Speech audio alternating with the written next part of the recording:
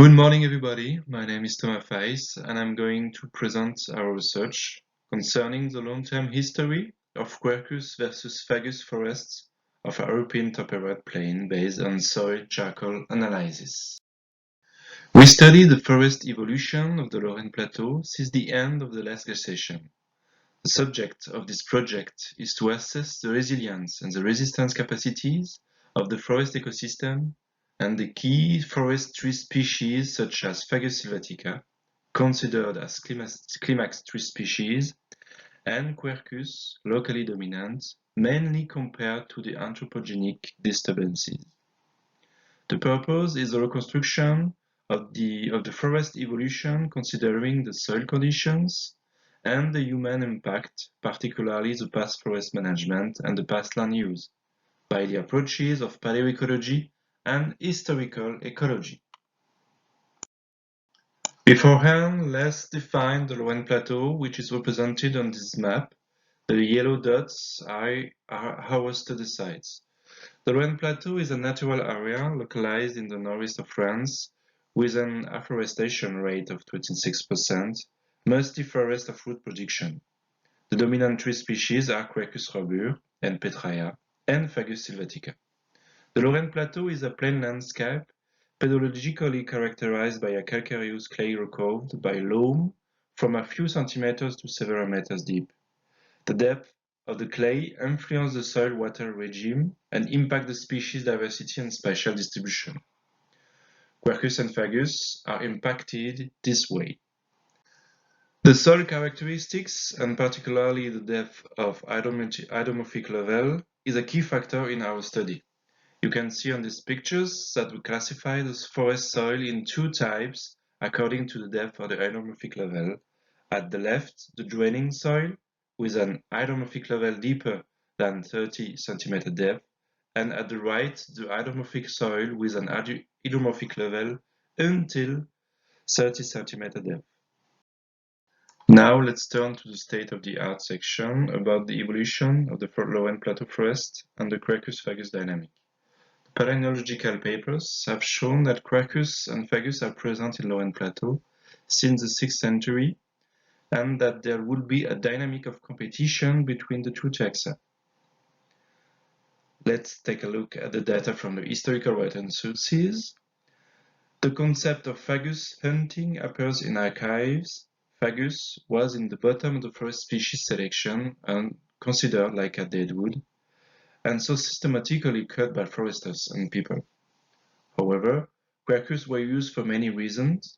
The first is the production of timberwood and firewood, because oaks have a great capacity of making coppice shoots.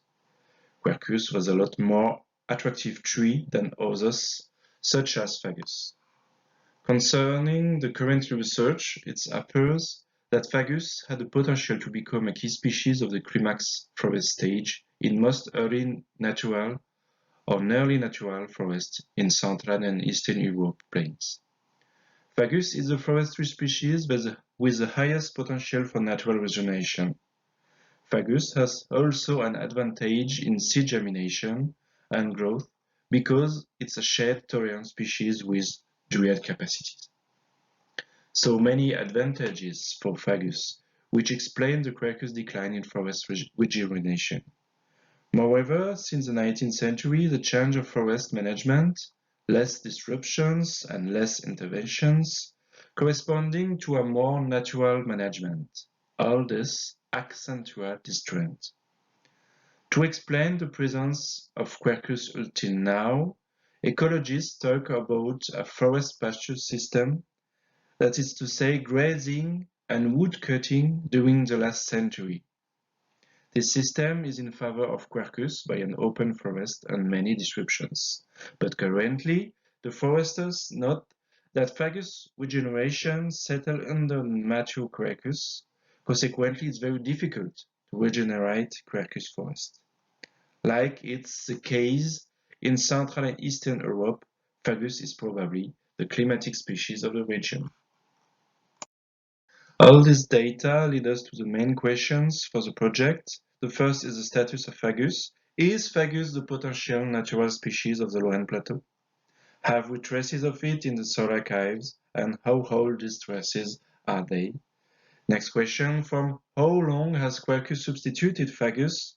Are the two taxa present in soil archives at the same or different time?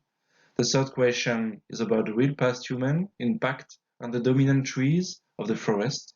Are Fagus and Quercus the result of a natural or an anthropogenic selection? So paleoanthropology will help us to answer these questions. Now let's move to the material and method part. 4 conditions were necessary to select our study site. First, we selected the forest with mature Quercus stage and without Fagus in canopy. Secondly, we selected the oak forest considering the depth of the hydromorphic level with a minimal of 30 cm required. Thirdly, we have retained only the ancient forests, that is to say, those present for more than 200 years. And finally, we needed to take an equal number of study sites in state and city forests, because the historical written sources suggest a stronger Fagus hunting in city forests in the past. Now, these figures show our operating procedure. First, one trench of 10 meters length was excavated, cleaned and marked. 2 columns are selected to make soil sampling with around 10 liters by horizon. Perpendicularly to each column, 3 augers samples have been taken out, space of 3 meters. The depth of the trench is related to the depth of clay level, and the depth of augers is the depth of hydromorphic level determined in the trench. We have also estimated the deep groundwater using the auger method. Next, at the lab, all samples received at 5, 2 and 0.8 mm. The charcoals were extracted and identified. 71 fragments of Quercus and Fagus are selected to be dated.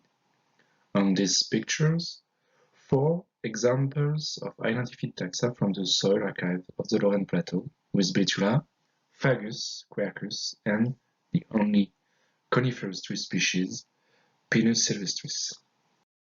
Let's take a look at our results. 12 forests were selected, 19 trenches were opened, and 38 columns were sampled. In total, 80 samples were taken in trenches and 114 with the auger method, which are still under analysis. For the trench sampling, a total of 665 kg of dry soil was sieving and 246 grams of charcoal were extracted. 4,749 fragments were analyzed and 18 taxa were identified. The charcoal and archives of the Lorraine Plateau are therefore very abundant. Concerning the soil charcoal diversity, Quercus genus were largely dominant, with around 60% of the taxonomically analyzed charcoal mass. Coming next Carpinus with 10% and Fagus sylvatica with 9%. The 15 other taxa provided altogether around 8% of the taxonomically analyzed charcoal mass, such as Acer, Betula, or Corylus. The only identified coniferous tree was Pinus sylvestris with 0.08%. Quercus was dominant at 14 of 19 sites and Fagus at only 1 site. Quercus and Fagus were also present at all 19 sites of sampling and Carpinus at 18 sampling sites. Concerning the current living trees, figure at the right side, all sampling sites are mature forest stand dominated by Quercus, accompanied by Carpinus. The third species is Fagus. Tilia, which is in the 4th place in the inventory living trees, is therefore absent in the soil charcoals, figure at the left side. This is the most remarkable difference between the two data. The ranking of the identified taxa according to the forest successional groups allow us to notice that the young stages with the Heliophilus pinio taxa is represented in 16 sites. There is therefore a large majority of sites that show signs of natural or anthropic disturbance. The two next successional groups constitute a common trend in the charcoal assemblages of all investigated sites. The geographical location does not explain the distribution of the identified taxa or the successional groups. This figure is the dimension 1 and 2 of the principal component analysis of the proportion in mass of 15 taxa in the 19 sites. We observed that the soil charcoal assemblages are mainly structured by the abundance of Quercus and Fagus are shown in. These two taxa are placed on the left in the component 1 because they are negatively correlated with the other taxa. However, these two taxa are equally opposed to each other. Now, our last results, the radiocarbon dates. This figure shows the curve of probabilities for the 71 dates. At the top is Quercus and at the bottom is Fagus. Each number at the top indicates the chronological period. First result, the dates cover a period from 2000 years BC to the 20th century with an average of 1 fire signal per century since the Bronze Age for the Lorraine Plateau. Thus, the past forests of the Lorraine Plateau were subject to a regular rhythm of fire perturbations. Note that Quercus was the oldest dated taxon in according to the general post-glacial chronological patterns of forest species dynamics in Central Europe. Second result concerned the dynamic of Fagus and Quercus. A first gap in the Quercus record was highlighted from the beginning of the Bronze Age to the middle of the Bronze Age, namely G1 on the graph, with 10 dates of Fagus from 8 study sites. Then, two Fagus gaps of each more 3 centuries were revealed, the first between the Bronze Age and the Iron Ages, namely G2, and the second during the antiquity, namely G3. They are each composed of 8 dates from 6 different sites.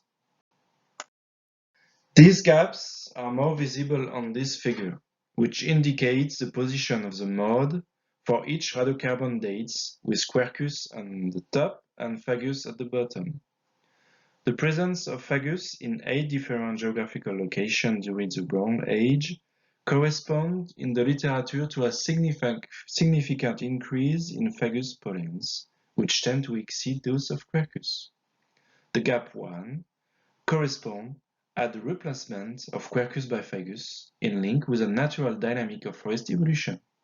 This mature stage of the forest dynamics takes place before the main human impact on the landscape, which began in the Iron Age. Thus, since the end of the Bronze Age, the resurgence of Quercus is the first evidence of significant human impact on the forest dynamic. Quercus were promoted instead of Fagus by the human activities. Outside these 3 gaps, the anthropological archives indicate a concomitant presence of Quercus and Fagus. Without human influence, it's highly probable that Fagus will have a full developed ecological niche on well-drained soil on the Lorraine Plateau. And now let's turn to the conclusion. Our investigation on the Lorraine Plateau provided solid and relevant data for the study of the environmental changes, the past forest dynamics, and the impact of humans on the forest of our European temperate plain. Paleoanthropology brings out the high level of fire disturbances that the Lorraine Plateau has experienced for more than 3 millennia. However, we also prove that the forest of the Lorraine Plateau is impacted by the practices of humans since the Neolithic. Moreover, we have identified that Fagus sylvatica would be much more present on well-drained forest stands without its replacement by Quercus since the end of the Bronze Age.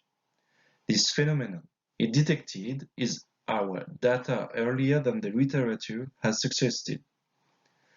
Despite this, over the last millennia to the present, Fagus sylvatica resisted, and the woodland of the Rouen Plateau, where and is still today a mixed stand of quercus with Fagus undergrowing. So soil charcoal analysis permits to obtain new arguments about the real impact of historical forest management on the current distribution of the many forestry species and about the natural procession of the mature forests. Now I'm done. Thank you very much.